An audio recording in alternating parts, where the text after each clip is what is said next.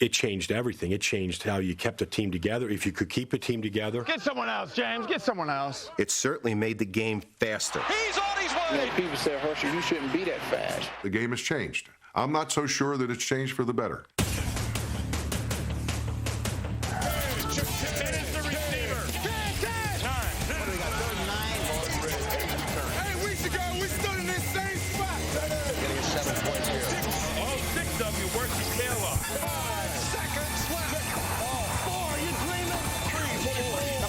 Number three. Evidently 2 pushing 2 weeks.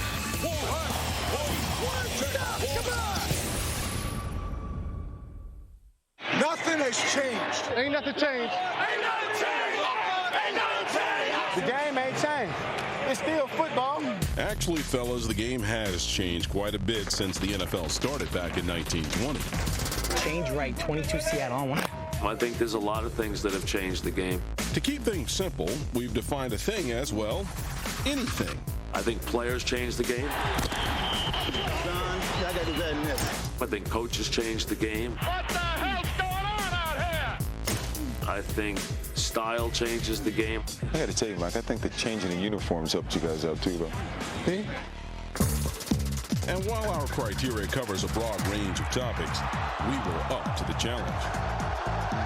After further review, we cut our list down to just a top 10. I'm sorry we had to do it this early, but it's just a numbers game. We kick off our countdown with a kicker.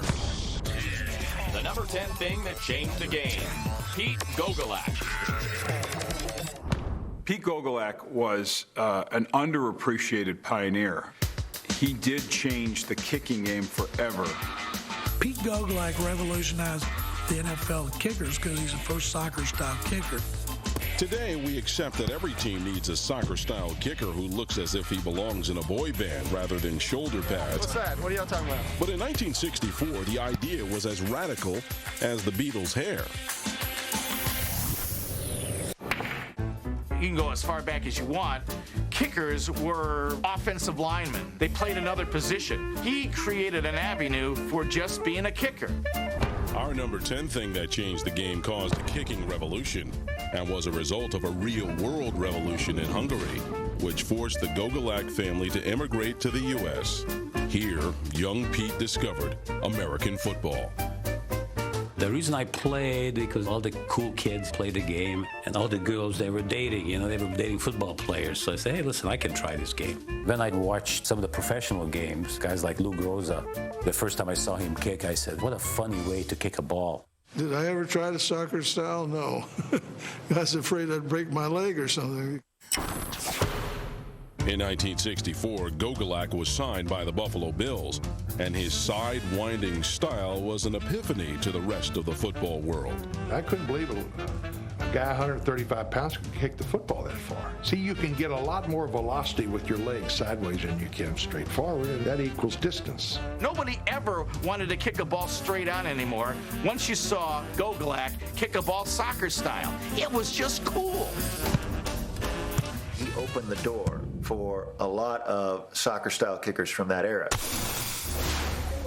Garo Yepremian never saw a professional football game until this year.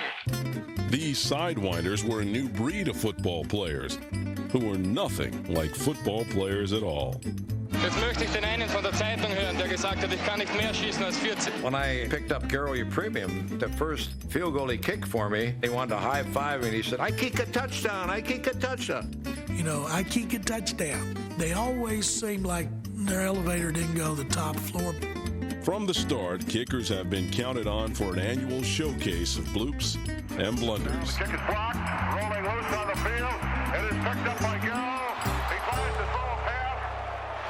And Grammatico is dancing up in the air, and it looks like he hurt his knee. But for all their quirks, soccer-style kickers changed the game. In the 1950 championship, Lou Groza became Mr. Clutch, hitting a dramatic 16-yard field goal to win it. 50 years later, Adam Vinatieri took that title when he kicked a 45-yarder soccer style in a blizzard. Kick up on the way, and it did go! The soccer-style kicking changed the game to the point they had to move the goalposts back. I I should have patented this kick. So everybody after me, every time somebody goes in and kick, you give me a quarter, at least a quarter. This is kind of a Gogol-like style. It wouldn't be right to have a top 10 list of things that changed the game and not mention Lawrence Taylor. In fact, it might be downright painful. It didn't take long for offenses to know that you better control 56 if you want to be successful. Hey, baby, let's go out there like a bunch of crazy dogs. That's the fun. He changed the way the game was played on offense. They had to do something different. Son, y'all got to do better than this. Joe Gibbs had to design a blocking scheme for Lawrence Taylor. One of the things, we went to a one-back. We took a tight end and just put him on the line of scrimmage right in front of Lawrence Taylor. Great football players, they change their strategy. In this case, Lawrence Taylor helped us come up with a one-back offense. While LT altered offenses, it was an offense that made our list of things that changed the game. The number 9 thing that changed the game. The West Coast offense. I don't know what the true label of West Coast offense is, but I do know it's a very successful system that has won championships. The Vince Lombardi Trophy is coming home. The dagger's in. We're going to win the Super Bowl. Super Bowl, baby! Boom, boom, boom! Well known for a history of winning championships, the origins of football's most famous offense aren't quite as familiar. The seeds of the West Coast offense were planted in Cincinnati by Bill Walsh to create a passing game that was an extension of the running game. We were an expansion team, and we couldn't run the ball because we didn't have near the depth of offensive linemen or the talent in running backs. Holy smoke, Bill. We keep trying that same darn thing, and we keep getting knocked in our prat every time. If you think about it, the West Coast offense was born out of a guy, Bill Walsh, who did it in Cincinnati. So it should be the Midwest Coast offense. Successful in Cincinnati, our number 9 thing didn't achieve game-changing notoriety until Walsh was hired as the head coach of the 49ers in 1979. Before he got there, football was smash mouth. Football was coming off the ball and it was beating people up. And if you didn't do that, that wasn't really football. You want to keep going and catch the ball on the run. That's what you'd like to do. Totally changed football because the West Coast offense took the theory that you need the run to set up the pass and said, well, do you need the run to set up the pass or can the short pass set up the pass? Next thing we've got, a little more of a passing situation, is a sprint right option. It seemed against the basic principles of football, but Bill Walsh was a forward-thinking enough guy that he understood the direction the league was taking, and this was the way to go. Sprint option. He's going to break up and break into the corner. Okay, you got it? A lot of people at the time, when we were giving them fits, call it a nickel and dime offense. Zone, throwing under pressure, throws his pass, caught by Clark. Clark got a touchdown. Pretty soon, those nickels and dimes became the coin of the realm. Touchdown 49ers. We're just a West Coast finesse team trying to get into my identity. Just looking for some identity. As the West Coast offense became more accepted and celebrated, that identity began to change. Walsh's coaching disciples were in high demand and made their own contributions to the system. Okay, go zebra. Zebra 20. Zebra right. Zebra choice. Like a lot of ideas that were basically good, the West Coast has just been absorbed by everybody else to the extent that it hardly even exists anymore. I don't know that anybody runs the pure West Coast offense anymore, but I don't know of anybody that doesn't run some element of it.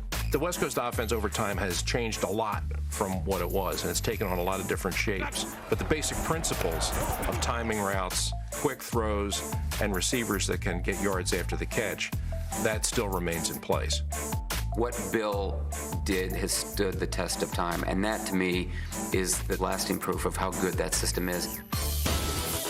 The number 8 thing that changed the game. Coming now, buddy. We on our horses. NFL Films. How does NFL Films impact the way we see football? I'm telling this to NFL Films. That's no big deal. It starts with a whistle and ends with a gun. 60 minutes of close-in action from kickoff to touchdown. Fans take NFL Films for granted. It's like we take our wives for granted. The wives take the husbands for granted. Hey, baby! We're going to be here all day, baby! When something's been so good for so long, it's human nature. We take it for granted. This is what football used to look like on TV. But that was before Steve Sable and a group of hungry filmmakers took the field and turned it into something different. This tough, dirty, gritty, mean sport was glamorized almost as if you were putting out a motion picture every week, and you see the dirt flying and you see the sweat and you see the expression on the faces. It made it an art form. A tight spiral taking up the center of the screen. I never know how the NFL Films photographers just get that football, just slowly pull out, and it winds up nestling in the hands of some receiver for a touchdown. When you watch network broadcasts today, the influence of NFL Films' cinematic techniques are easy to see. This was a fastball. Look at this baby come in here. And not just the video, but the sound. To listen to Vince Lombardi's voice. What the hell's going on out here? Could he have been anything else but a coach with a voice like that? It brought us right to the sidelines, right to the huddles. Just keep matriculating the ball down the field, boys. It's ours to win. It's our time now. NFL Films made you a part of what was going on in the field. Thank you. Throw in a symphony of classic original music, and you have the formula for our number 8 thing that changed the game. I'm a big hockey fan. I like hockey better than football, which I'm sure is going to get edited out of this interview. But NHL fans never have a complete record to look back at. NFL Films has given us something to watch, to relive. He dives inside the 5-yard line. I think the impact that NFL Films has had in that regard has been invaluable for football fans. 40 men together can't lose. Okay. You know, back before they had VCRs and stuff, if you didn't have it at NFL Films, you never saw that play again. I think the networks just threw the stuff out. NFL Films had so much to do with the NFL getting to where it is today. Before we proceed with our countdown, let's take a look at something that forever changed the face of NFL fandom. It's a phenomenon known as fantasy football. How does it work? Well, basically, a bunch of football fans get together and hold a draft. 5th pick, 6th round. TJ Houshmandzadeh. Yes, lock it up. I think that fantasy football has been very, very, very good for the game. Who? What? TJ, who's your mama? It makes people understand the nuances. You mean TJ Houshmandzadeh from the Bengals? Put him on the board. Houshmandzadeh. How well your draft selections perform in real life on Sunday determines whether your fantasy team is a winner or an also-ran. All right, 7 big FFL points. Drew Bennett, you're on my fantasy team, but I'll never start you because you suck. I mean, not to go off on a tangent here, but fans should be rooting for their team, not for the quarterback from this team or the wide receiver from that team and the running back from some other team. If you were good enough to be a GM, you'd be a GM. The number 7 thing that changed the game. The rule changes of 1978. Every time the defenses catch up to the offenses, they make it easier for the offenses. What happened through the 70s and in the mid-70s was you began seeing defense dominating the game, shutting down offenses. And Pete Rozelle and the other guys in the league office were concerned that the scores were too low. The teams weren't scoring enough touchdowns, that there were too many field goals. I was on the competition committee, and our mandate from the owners was to open the game up, to make it more exciting. Every year, the National Football League comes up with some rules changes. The changes are designed to add excitement for the fans because they should help open up the passing game and consequently scoring. While our number 7 thing was welcomed by most teams, one franchise viewed the changes as an affront to their brand of football. They really was trying to legislate the game to slow the Steelers down, especially on defense. I think it was a direct result of what that Steel Curtain did. They dominated the 70s. You know, they had to do something to slow those guys down. The first change the league adopted was to limit the amount of contact between defensive backs and receivers. Previously, when a receiver would come off the line of scrimmage, defensive backs would come up and take him out of the pass route. When you got defensive backs that can come up and knock a receiver's head off all the way down the field as long as he kept them in front of him, that made it difficult for a receiver to get loose. So we liberalized it by putting in the 5-yard rule, that you could only jam a receiver in a 5-yard area. This is an example of a legal chuck by a defensive back on a wide receiver in the 5-yard area. After he got outside of the 5-yard area, you couldn't touch him or it'd be pass interference. So many great physical cornerbacks now had limitations, and it was like Christmas for wide receivers. I'm going to cover Harold Carmichael one-on-one under the new rules.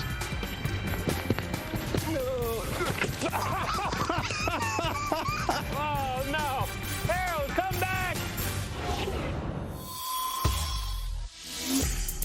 Freeing up receivers would have proven useless had the league not taken the next step, which was to ensure better pass protection for quarterbacks. The linemen used to have their hands in like this. They were throwing elbows at guys and chest bumping guys, and you couldn't block guys like that. And so our thought was to liberalize the pass blocking so you could open your hands up and sort of guide the defensive man a little bit. Hands, open or closed, must be inside the blocker's elbows and can be thrust forward to contact an opponent. Those rule changes along the offensive line, and what the offensive line was allowed to get away with, is the biggest change of what happened in the NFL. From 1970 to 1977, not one quarterback threw more than 30 touchdowns in a season. Since the rules changed, that mark has been eclipsed 39 times. Snap is to Peyton. Protection stays in. He throws to Stokely. For Tom Brady, touchdown pass number 50, an NFL record. When you look at the numbers and what quarterbacks have been able to do, what receivers have done, you can link it back to those rules. For Randy Moss, touchdown reception number 23, an NFL record. As much as we had hoped that they would work, the rules worked to accomplish what we wanted to accomplish. More big plays, more scoring, more excitement in the game. So that's it. The latest refinements in the game of football. The number 6 thing that changed the game, AstroTurf. The Astrodome, the home of the Houston Oilers. A house filled with the sound and splendor of the game.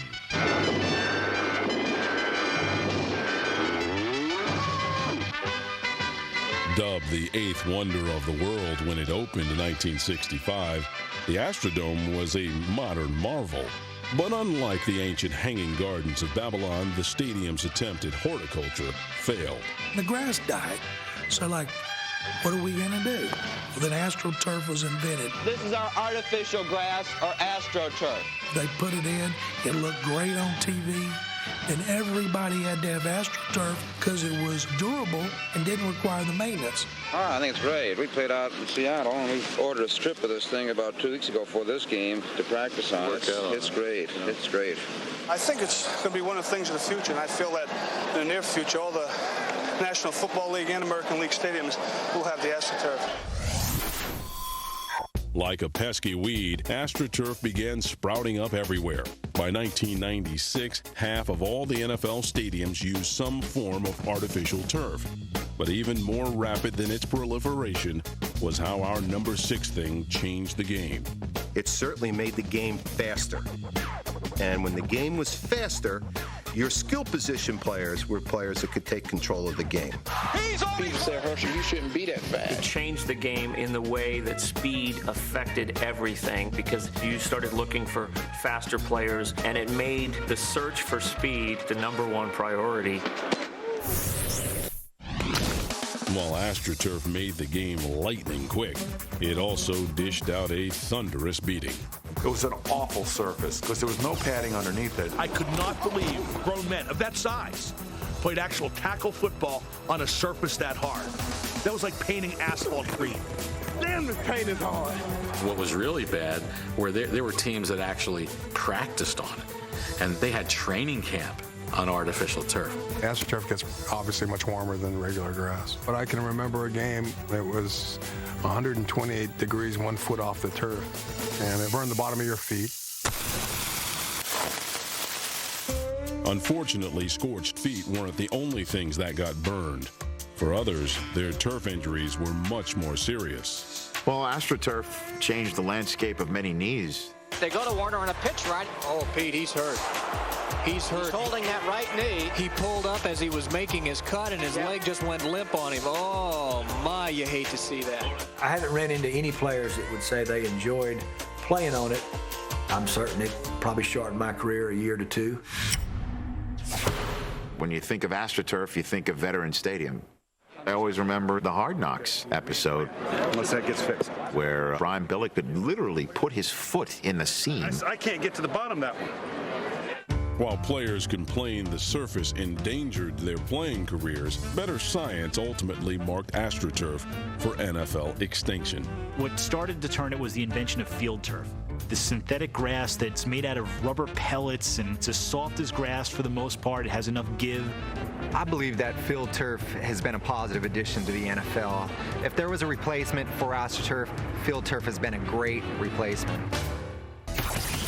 And now, the number 5 thing that changed the game. Instant replay.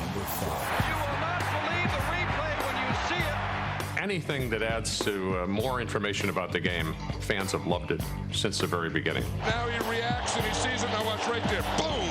You know, instant replay where you can see all the nastiness and stuff. I love that. Great idea. The first time an instant replay was used in a football game was in the 1963 Army-Navy game on a touchdown run by Raleigh Stitchway. It instantly became a staple of sports broadcasts. Coach, we're going to have a play right now. You can see it on this monitor. I hope I can see it. This is slow motion now as Jerry Kramer makes a key block for Bart Starr on this quarterback sneak for the winning touchdown. Yes. A super defensive play, but as you will see, Jerry Kramer blows him out of there. Yeah, that's a fine block, and it's a real good hold.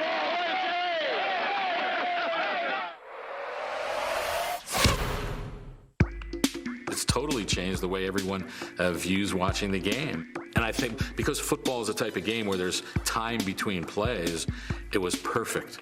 With football, you have a stoppage of play. Like going back to huddle bing, we can bang some replays in. And then as a broadcaster, you like to bring your points of view out there and make the fan think a little bit. The linebackers drive. That's what sophisticated the game of football is, the fact that they could go back and stop it and show it to you, right, exactly what was happening. I want you to watch the penetration in here. Instant replay makes you feel that you are better off in your home than you are in the stadium. Great idea, making the referees accountable for horrible calls. I mean, so many games, especially against us. And there's a collision. It's caught out of the air. Good little Oakland Raiders that we were caught, we got ruined by officials. You ever call one on them? Our number 5 thing that changed the game did start causing problems because the TV audience had a better view of close calls than officials. Let's see if the feet come down. Now he's got the ball. He does clearly get inside. The officials do not have the luxury that we enjoy of seeing that instant replay. And now the Oilers are denied a touchdown. I remember the first time I saw slow motion instant replay where it showed the officials got the call wrong. I was a kid. It was on Monday Night Football. Frank and Dandy tried to cover up for the refs because they're company men. And Howard Cosell was, this is outrageous. That's absurd. All they got to do is roll a tape. In 1986, the league did start looking at the tape. The replay official will be positioned in a sideline replay booth, which will house 2 TV monitors and 2 high-speed VCRs. The replay official will complete his review within a reasonable period of time, probably 15 to 20 seconds.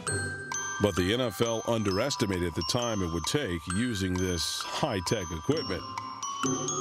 The interruptions in a game, you stop sweating by the time you went back and played the next snap. Watch, it's not a question. The other problem was the eye in the sky decided when to call for a challenge, not officials or coaches. We don't get a replay? They're looking at it. They automatically look at it. I got overruled. Hey, the upstairs overruled. 7 of you didn't see it. 7 of you. Replay went away in '93, but problems continued. The final straw was a poor call that cost the Seahawks a playoff spot in 1998. No part of that ball even off Wolves. and the years that followed, red flags and replay booths ushered in today's more successful challenge system. I think it's wonderful, and the more technology, the better. The number 4 thing that changed the game, Paul Brown. If you were looking at clearly the top 5 people to create football as a major American sport, Paul Brown would be on that list of the top 5. Paul Brown has always been a man ahead of his time. He owned the shrewdest and most active brain that has ever dissected the simple game of pro football. He was a difference maker. He was a visionary. Well, hell, they named a team after him, for crying out loud. How many other guys have ever had that? The mighty Cleveland Browns come charging onto the field. After he left the Browns, then he comes to Cincinnati, creates a new franchise. Paul Brown is credited with founding 1/16 of the NFL that we know today. But perhaps what isn't common knowledge is how he changed the game. Paul was as much an innovator as anybody in the history of the league. First one with a face mask, in playbooks, spending the night before the game in a hotel, full-time coaches. I mean, he started all of that. We were the team that had the messenger guard. Paul Brown started the messengers, sending guys back and forth to the game and letting the coaches for the first time send the plays. And prior to that, the quarterbacks used to call the plays. Then he got the idea to put a radio in the quarterback's helmet. This helmet here was worn by George Ratterman when Paul Brown had a radio receiver inserted into his quarterback's earpiece. You felt like an idiot with the thing because it was an antenna and you would have to turn like that. So I'd have to stand outside the huddle going like this, until he came in loud and clear. While advancements like practice squads, team scouting, and film study were derived by design, at least one of Paul Brown's innovations came about by accident. Otto went back to pass. I think he stumbled on the way back a little bit. Real quick, he just handed it to Marion Motley. And, of course, he went right through. And all of a sudden, the Browns looked at that and they said, wait a minute, we have a play here. All right, here we are. I'm going to draw. Leg draw. And they began refining it and working it, putting it in the playbook, and it became what we now know as the draw play. With a master's degree in education, Paul Brown used the principles of academia to transform football into a thinking man's game. Paul Brown put teaching into coaching. He brought the classroom into pro football. Luke Groza has a question, and Coach Paul has the answer. Before that, everything was done on the field. Paul Brown taught you in a classroom atmosphere. He wanted smart football players, and we took 2 kinds of tests.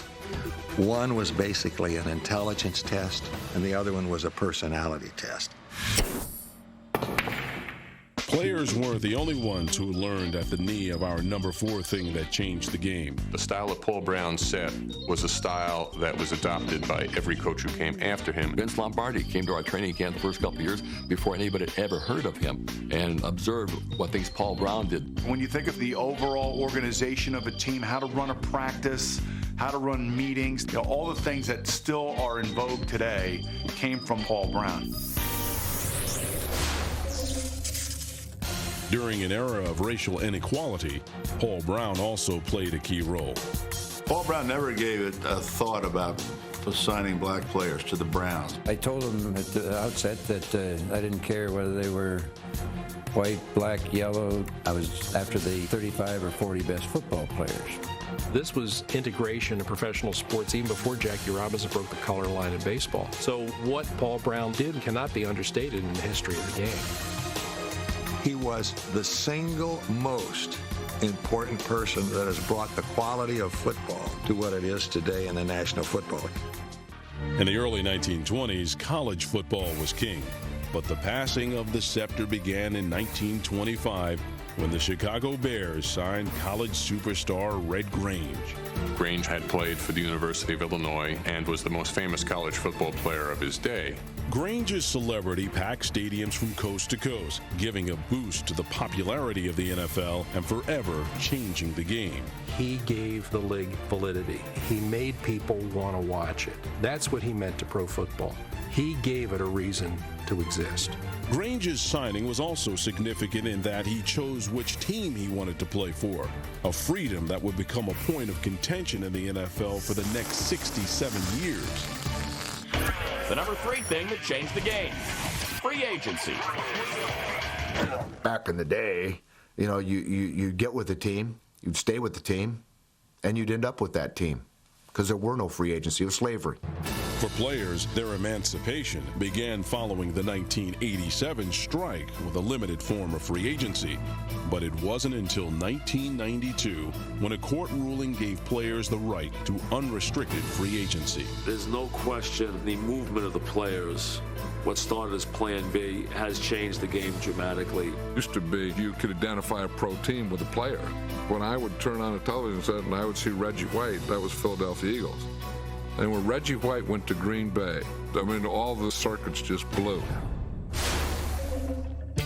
Players celebrated their newfound freedom by closing lucrative deals with teams willing to open their wallets. Are you mad about the money? No, I'm not mad about the money at all. I think player movement has been good for the game. Quite naturally, I fought very hard to try to make sure that we achieved it, but I also believe that it's helped a lot of teams. Before free agency, the draft was considered the best way to build a winner. Our number 3 thing that changed the game put that process on speed dial. Teams can get better much more quickly in the free agency era. You can identify specific spots and fill those spots with accomplished players. Our team wouldn't be where it is without guys that came to us as free agents. What it's done is it's given a lot of teams hope, and a lot of fans hope every year that their team can be the one to turn it around. Roster makeovers were easier with free agency, but the salary cap, a system which put a ceiling on club payrolls, seemed to put revolving doors in team locker rooms. It changed everything. It changed how you kept a team together, if you could keep a team together. It's a bit of a transitory nature of the game now, that there's a constant changeover in personnel. I'm sorry we had to do it this early, but it's just a numbers game. Free agency has given the NFL a little bit of a nomadic feel, and I think that has hurt the league to a degree. Teams isn't as good, not as much depth, a lot of guys you haven't heard of, a lot of moving around. It's the way it is. In college, every year you graduate a fourth-year team and you recruit a new group. Basically, that's what's happening in the NFL now. Through free agency, probably every team goes into a new season with 15, 18 new players, probably about 1/4 of their team. While free agency increased player turnover, it also gave rise to a year-round sport. Free agency keeps football in the news cycle, 365 days a year. We have an offense that really needs that one thing, which is Edgerrin James. I love the offseason in the NFL because there is so much movement, and you're wondering what this team is going to do to help themselves. In the era of free agency, what you really are rooting for is the uniform. All these guys come and go and fill them out differently, but the one thing that stays is the uniform. Free agency has to be accepted because that's football today. And I think that fans learn, if you enjoy football, that's another part to enjoy. The most controversial omission from our list of top 10 things that changed the game is former NFL Commissioner Pete Rozelle. I don't think anybody was more important to the growth of American sports in the 20th century than Pete Rozelle. He could see what the NFL was, but he clearly had a vision that could be something even more special. It was Rozelle who sold the league to America through a little invention called television. The number 2 thing that changed the game. Television. There's been a statistic out there for a long time that only 2% of all football fans actually go to games. Most of the other 98% camp out comfortably at home, while a plethora of electronic gizmos bring the game to them. It gets ratings, it's bulletproof, it's on Sunday afternoons in the wintertime, in the fall. Namath has not been bashful this week. He has said that the Jets are going to win. He doesn't even predict it. He said, I guarantee. The game fits perfectly on the screen.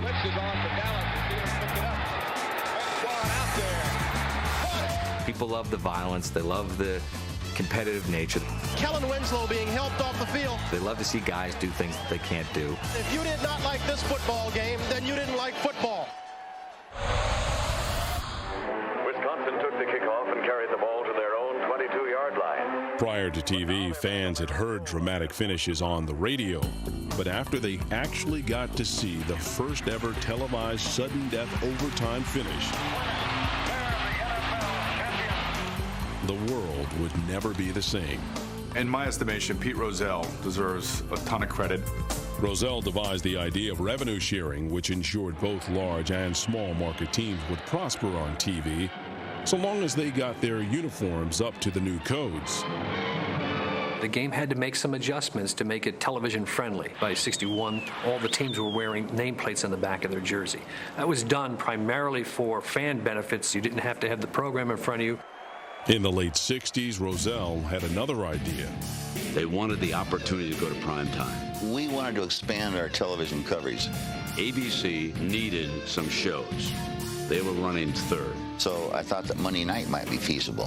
When? When? Monday night.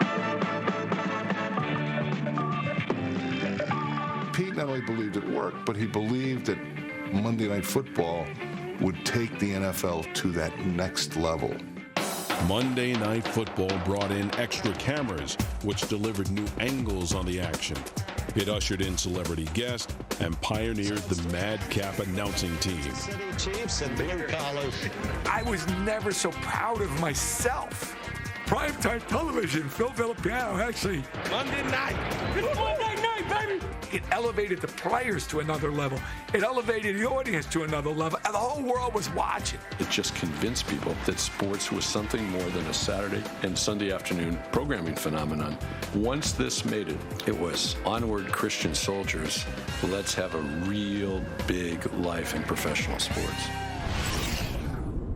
Another innovation in how we follow the game was the first live lead-in show, the NFL Today. It blended hardcore football news with off-the-field pieces, courtesy of former Miss America, Phyllis George. She would go down and do great interviews with people like Roger Staubach. I enjoy sex as much as Joe Namath. Only I do it with one girl, And then Jimmy the Greek. Atlanta's got to win it. It's a must-win situation, and they might win it by a field goal. Television took it from a sport to basically a way of life. Great idea, TV. These days, we even heard that there's a whole network dedicated just to the NFL. You can't put enough NFL football on TV. It's America's sport today. And now, the number one thing that changed the game. The AFL-NFL war. There was a sort of a disdain. We didn't think much of them. I am the National Football League, and you're not. It was 10 years of us versus them. We were destroying each other. We had to do something about it.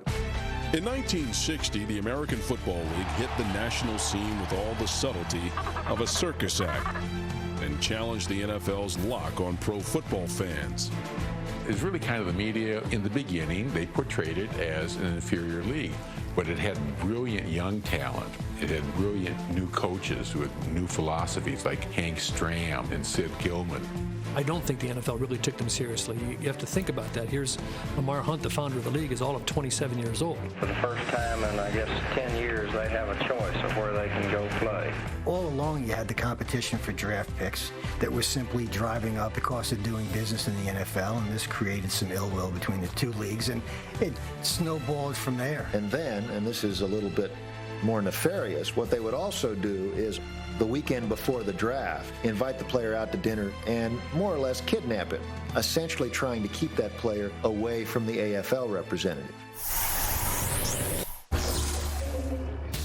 Which brings us back to our number 10 thing that changed the game, Pete Gogolak. Back in the old country, they said, if you do well, you can ask for it. You can't be ashamed to ask for a raise. But the Bills wouldn't give it to me. So I became a free agent, and the Giants signed me. I didn't realize that this really created a war between the two leagues. That was the first case of the NFL rating an AFL team for a player. They were rating our quarterbacks, they were rating our stars, and we were going back and rating theirs. The bitterness was bad. It was growing by the day.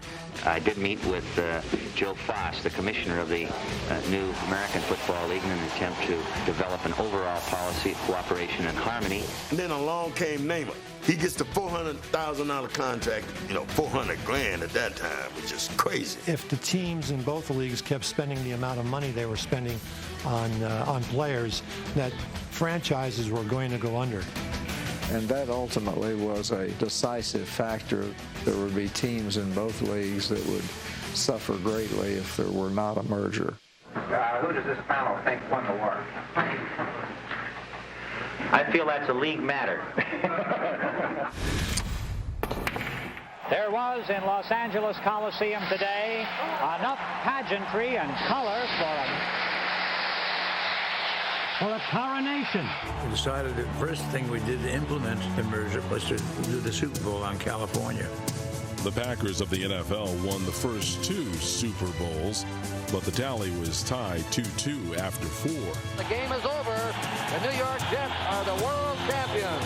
They have upset the Baltimore Colts. That's pretty fantastic. It's a beautiful trophy, and it really is a satisfying conclusion to the 10 years of the American Football League. Now, it's one of those great ideas that has lasted the test of time, and it's only grown greater as it's gone on. It's become sort of an American fair. People who don't know a football from a hockey puck will watch the Super Bowl. It's ironic that our number one thing that changed the game was a bitter war, but from it came the NFL's greatest innovation. This afternoon, we're going to play the biggest football game in the history of Western civilization. The merger of the 2 leagues had very much to do with football being the favorite sport in America. On any list, there will be things some feel have been overlooked. You better put it on there. I'm going to tell you right now. Oversights only the dimmest of bulbs could fail to see. Hash marks definitely changed the game. But with apologies to Mr. Sayers, hash marks will have to wait for a sequel, because that's all the time we have for this list of top 10 things that changed the game.